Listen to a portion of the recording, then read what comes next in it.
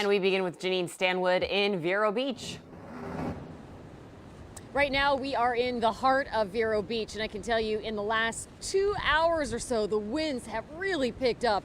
It is hard to believe that it is November and this is happening, but here we are. I'm going to step out of the way and you can see the surf.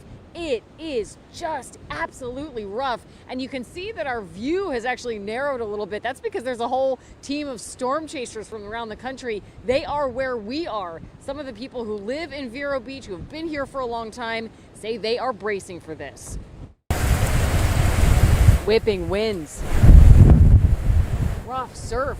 These are concerning storm conditions, even for longtime Vero Beach residents. It had all to do with that angle attack, and everyone saw their thing. This thing's coming right for us. We saw businesses in the heart of the tourist district shuttered up. Most places, even grocery stores, closing early and protected with sandbags. Rain making getting around a challenge.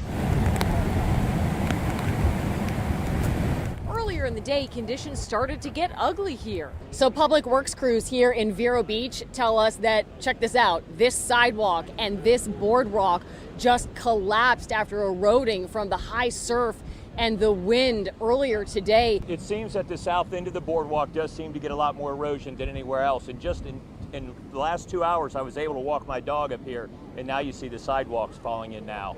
Get out of here. Eventually, the area was secured and people were told to stay away. I'm just worried it's going to come up and over the dune and flood our streets over here. Erosion really is a big concern. Indian River County officials have said they are going to be watching for that and, of course, for storm surge. But boy, yeah, this wind is really picking up. I will tell you, Kevin and Nicole, one thing that we have not seen is a lot of people on the beach. Of course, officials are telling people to stay away, which is pretty obvious. It's extremely dangerous. We haven't seen people even earlier in the day trying to get out there, trying to surf. I don't know if it's because everybody is still reeling from Hurricane Ian. Perhaps they remember Hurricane Dorian, which had a big impact here in Vero Beach. Nonetheless, most people are heeding the warnings. They are staying inside. This is no doubt a situation where the weather is picking up and it is getting worse. I'll send it back to you. Okay, you already knew where I was going with my question by even mentioning the fact that people are not out there right now. I was going to ask you how folks are actually accepting the challenge that that this storm has come in mid-November or the beginning of November, so late in the hurricane season. Right.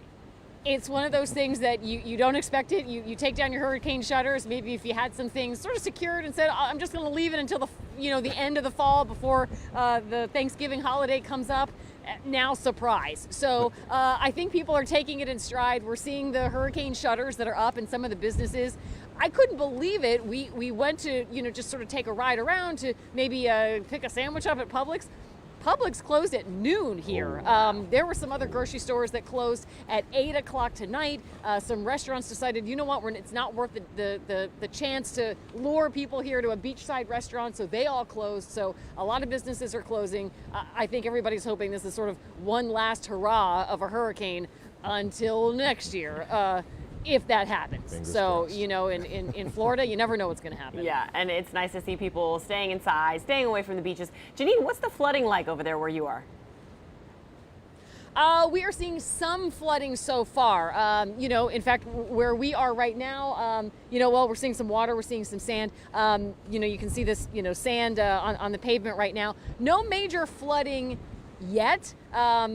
But, that's to be seen. We have seen some flooding earlier in the day. We were over at a city marina. We did see some of the finger docks. They were already underwater. There was sort of a high tide situation here. So no major flooding yet, but that's something that county officials are definitely monitoring.